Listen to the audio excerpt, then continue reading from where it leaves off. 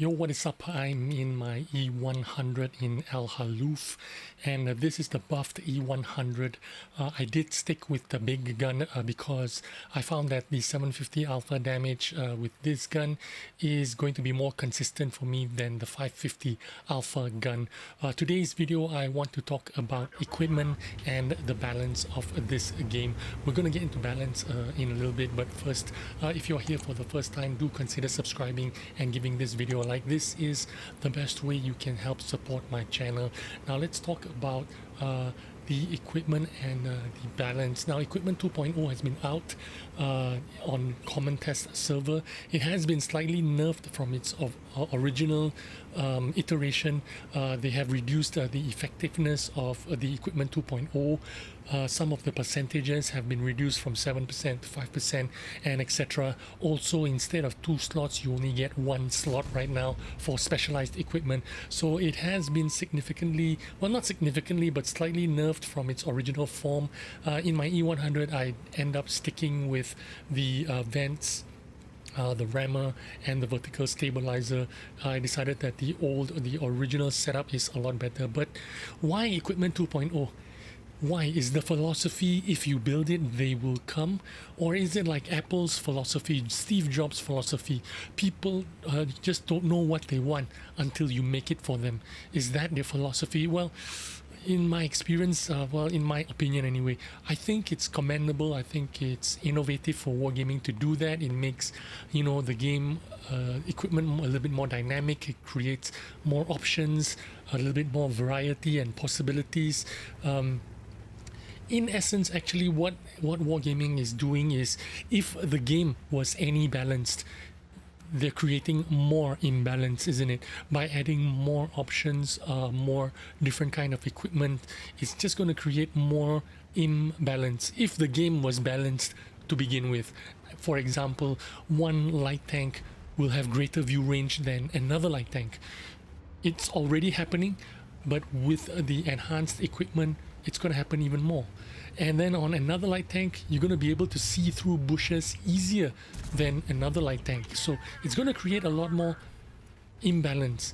Now, why, with all these issues of problems that the player base has asked wargaming to address, why did they choose to pursue equipment 2.0? Why am I being so aggressive here? Why? Simple. We have a chieftain on our team. There is no chieftain on the enemy team. So the chieftain can hold the left side while I push on the right side. This is the balance part that I was talking about.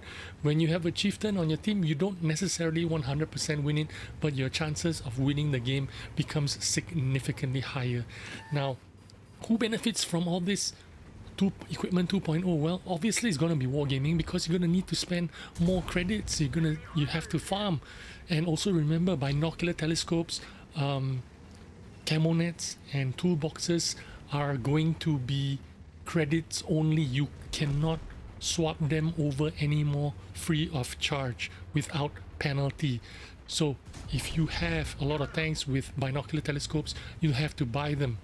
Now, saying that, I have 230 tanks, and I'm sure at least 20 of them use binocular telescopes, which means I'm going to spend something like 7.5-10 million just to kit out all those 20 tanks with binocular telescopes, maybe 5 million if it's on sale. So who benefits from all this? Me, I benefit from this. Why? Because the dedicated community, the good players, the experienced players, the hardcore player base, they are going to benefit from equipment 2.0 because they have all the credits. It is not a problem getting credits. They can swap around equipment, test, buy, sell, no problem for them. Who will not benefit though is the new player base, the casuals, the inexperienced players, which basically make up 80% of the player base. 80% of players or more are new players, casual players, players who play 3 games a day, 5 games a day. You know, nobody wants to play this game to study all the micro mechanics, all the meta. Nobody wants to play this game to, you know, to prepare to be like a PhD student or something like that. You know what I mean? People play this game for fun, for some form of escapism from IRL. you know, there are some nuances of this game that is very attractive, like, you know, armor, the way the armor works, the way accuracy works, the way view range works, the way camo works. This stuff is interesting because you are applying it to your gameplay. You are clicking and you are finding out, this is not working, that is not working, why? Oh, armor, oh, vision, oh, camo rating. These things are kind of interesting, but you make so many small things that you make this game into like a full-time job if you need to learn so many of the little nuances. Take for example the participation of clan wars. People are drawn to the game mode because you can basically join a gang and, you know, go kill other gangs and get rewards like gold and reward things. But over time, clan wars rewards have become like, they're so limited to those people who are willing to commit a lot of time to participate, to earn the points to qualify for those rewards. And then they start making all these kinds of mechanics where you need to allocate fame points to do this, to craft that.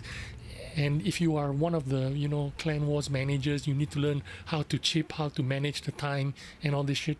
People don't want all that bullshit. People just want some simplicity. Yes, a little bit of complication. You need to learn how to penetrate. You need to learn about angles. You need to learn about armor. That's great. But adding so much shit just makes people confused and they get bored. What happens? Over time, these people get bored. Again, the new players, the casuals, the inexperienced that make up 80% of this player base, they're going to lose out on this clan wars reward tanks. They're going to lose out when they return to the random battles, and they go to random battles and they face OP reward tanks with people with OP crews, people with OP reward purple equipment, green equipment, you know, equipment you can boost up. Man, these guys, they're just gonna find out that their win rate is low. They're gonna lose a lot.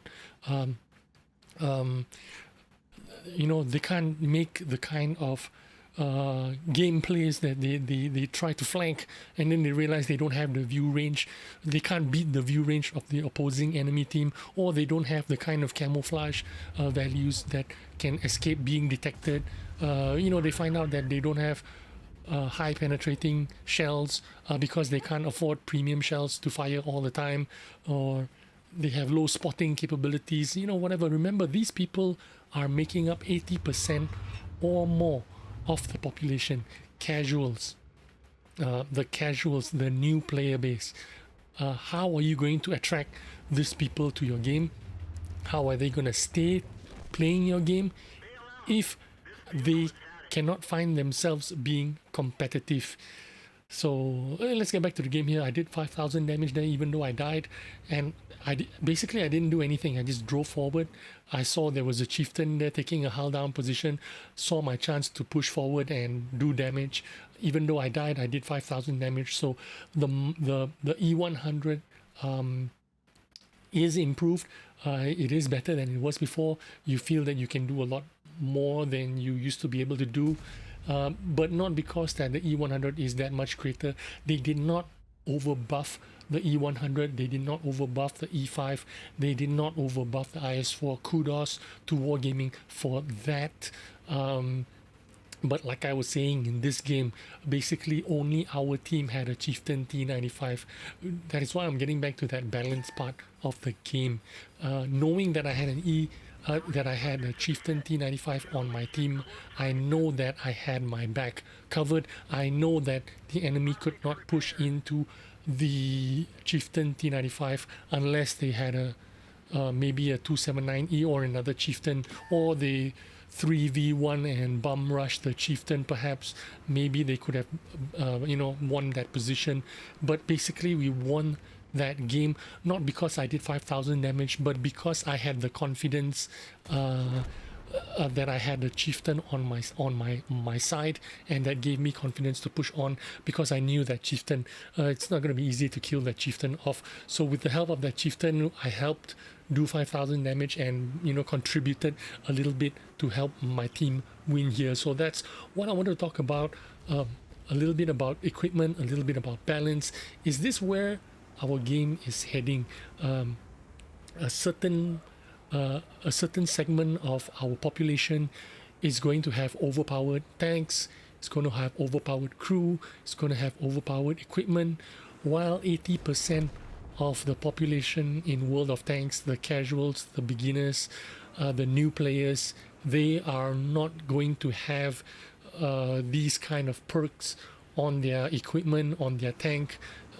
They already do not have the experience because they are new players, and then they've got to learn a bunch of things like armor penetration, camo values, view range, technical specifications of each and every tank, their roles, the roles of the tanks, what they do, and then on top of that they need to learn about equipment and all this shit. Is this where this game is heading?